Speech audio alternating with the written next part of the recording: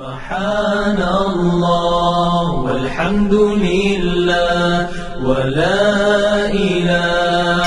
الا اللہ واللہ اکبر سبحان اللہ والحمد للہ ولا الہ الا اللہ واللہ اکبر وَلِلَّهِ الْأَسْمَاءُ الْحُسْنَى فَادْعُوهُ بِهَا بسم اللہ الرحمن الرحیم الحمد للہ رب العالمین والصلاة والسلام علی سید الانبیاء والمرسلین نبینا محمد وعلی آلہ وصحبہ اجمعین۔ پیش خدمت ہے پروگرام اسماء اللہ الحسنی۔ اللہ رب العالمین کے خوبصورت اور پیارے ناموں میں سے ایک نام ہے الخالق الخلاق۔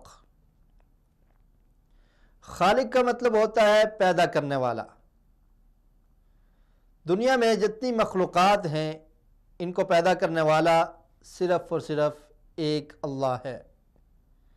اللہ تعالیٰ نے قرآن مجید میں اس نام کا ذکر کیا، هو اللہ الخالق البارئ المصور،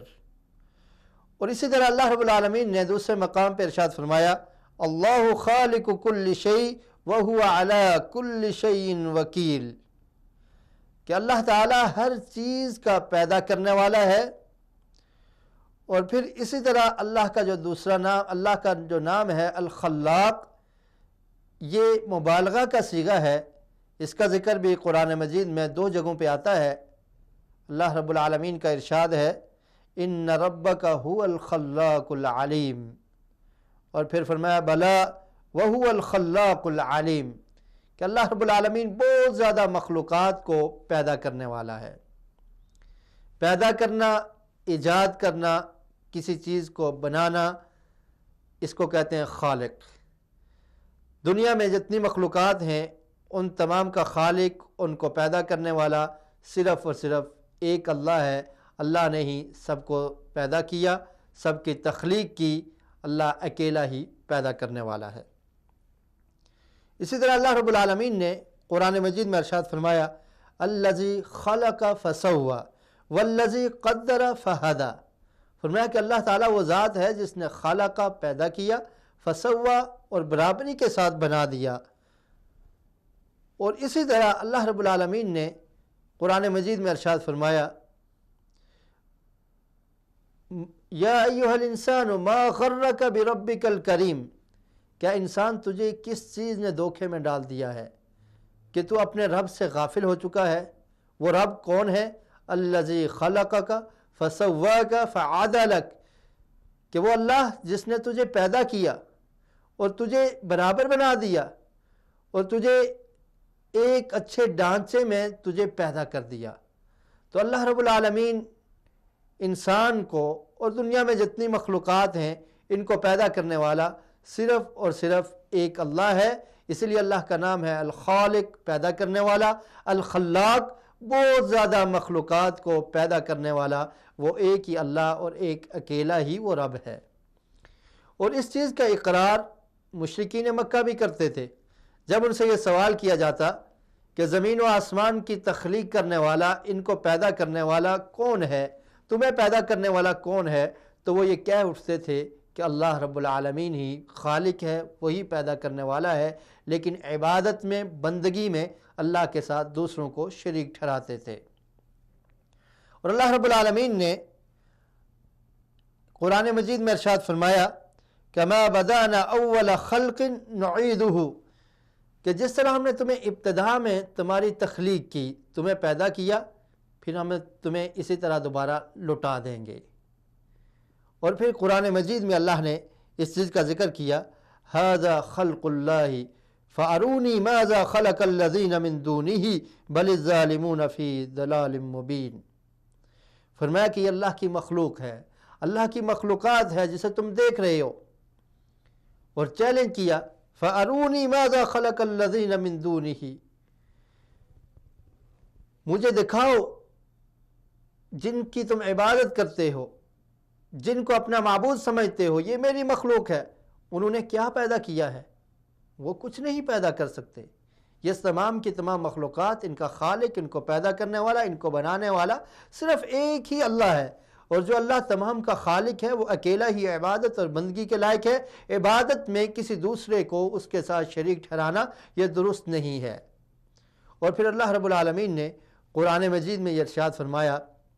یا ایھا الناس ضرب مثل فاستمعوا لہ، کہ ایک مثال بیان کی جا رہی ہے، ذرا کان سے کان دھر کے اس بات کو سنو، اس کی سماعت کرو، اس کی طرف توجہ کرو۔ ان الذین تدعون من دون اللہ لن یخلقوا ذبابا ولو اجتمعوا لہ،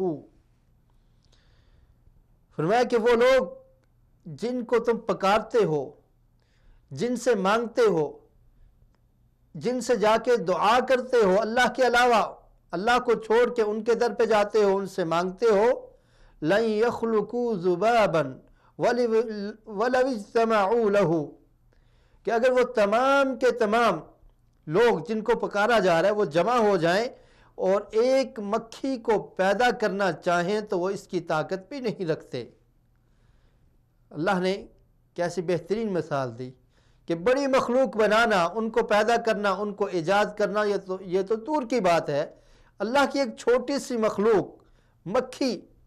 اگر اس مکھی کو وہ تمام کے تمام لوگ، ایک آدمی نہیں، دو نہیں، جتنے بھی دنیا میں موجود ہیں جن کو پکارا جاتا ہے، جن سے مانگا جاتا ہے، اللہ تعالیٰ قرآن میں فرماتے ہیں کہ اگر وہ تمام کے تمام جمع ہو جائیں،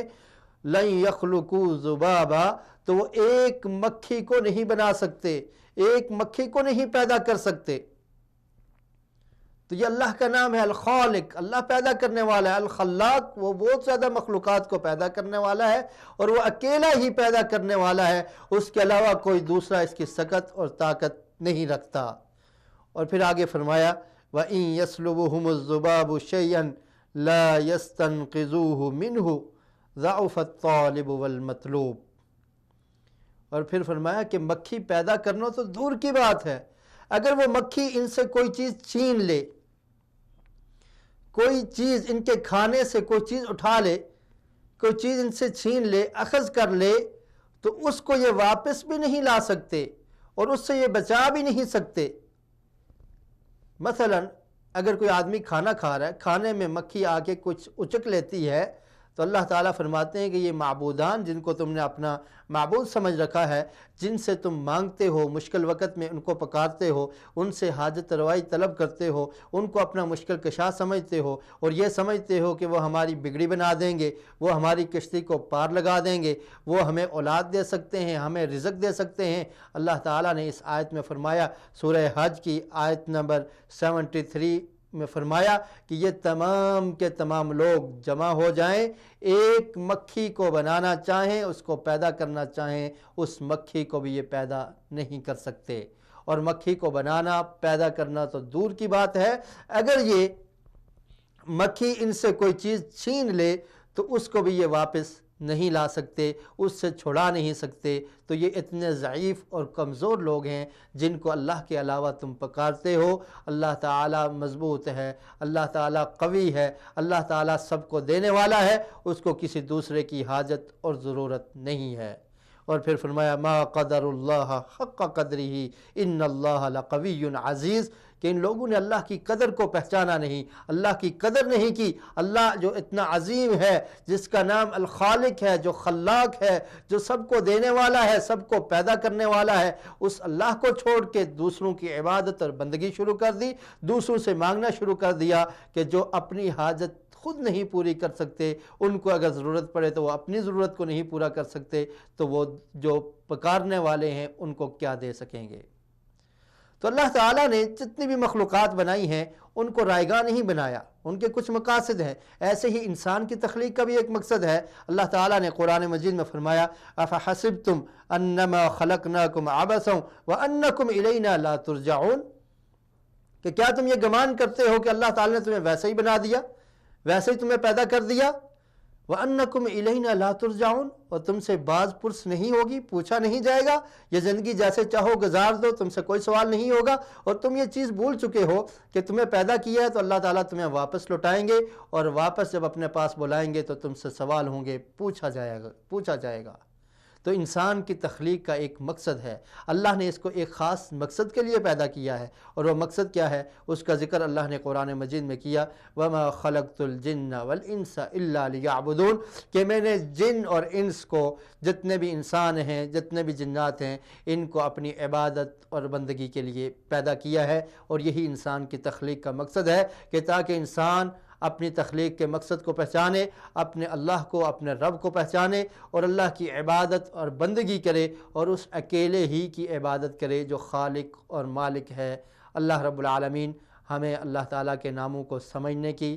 اور ان کا جو تقاضا ہے اس کے مطابق عمل کرنے کی، اور ان ناموں کے ذریعے اللہ تعالیٰ سے دعا کرنے کی توفیق نصیب فرمائے۔ وآخر دعوانا ان الحمد للہ رب العالمین۔